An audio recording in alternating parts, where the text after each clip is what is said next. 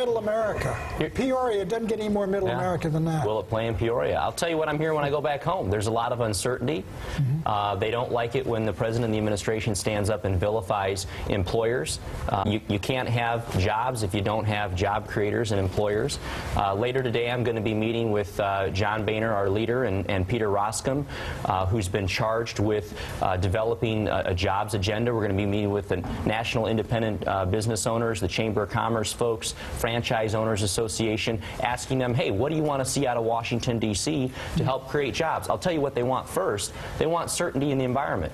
And so much of what we're talking about right now isn't about what we're doing to help create jobs. It's creating uncertainty. The health care bill creates uncertainty in terms of how much it's going to cost to hire employers. The pending cap and trade bill, what's it going to do to my cost of business and increasing my cost to manufacture goods. As an entrepreneur and a former small business owner, I can tell you it's all about risk and reward. And when you're uncertain about the risks going into business before you hire, invest, or buy capital or buy a piece of equipment, if you don't know the rules of engagement, the rules that you're going to have to play by, you don't make the investment. And that's why we're not seeing the jobs created in our country. Congressman, isn't the real problem there, though, that there isn't a lot of demand? I mean, you're not going to hire people if there's not demand for the goods that you produce or the services you provide.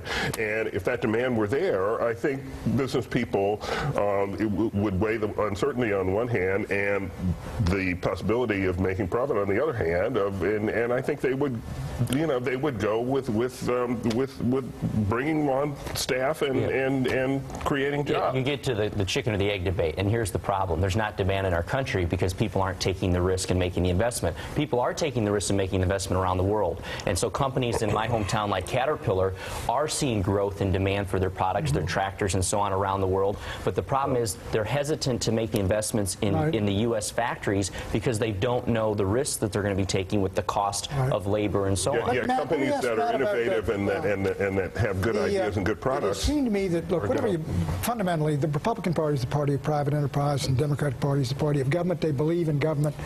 But being the party of government at a time when there's an enormous anti-government sentiment in the country, doesn't that make it almost an insoluble problem in the short term for Obama and Democrats? Well, I think that has genuinely surprised Democrats who thought they won in 2008 because people had a renewed desire for more government. It didn't turn out that way. That was not the mandate of the 2008 election. And I think a lot of these last 2 years, 18 months, has been about trying to reconcile that.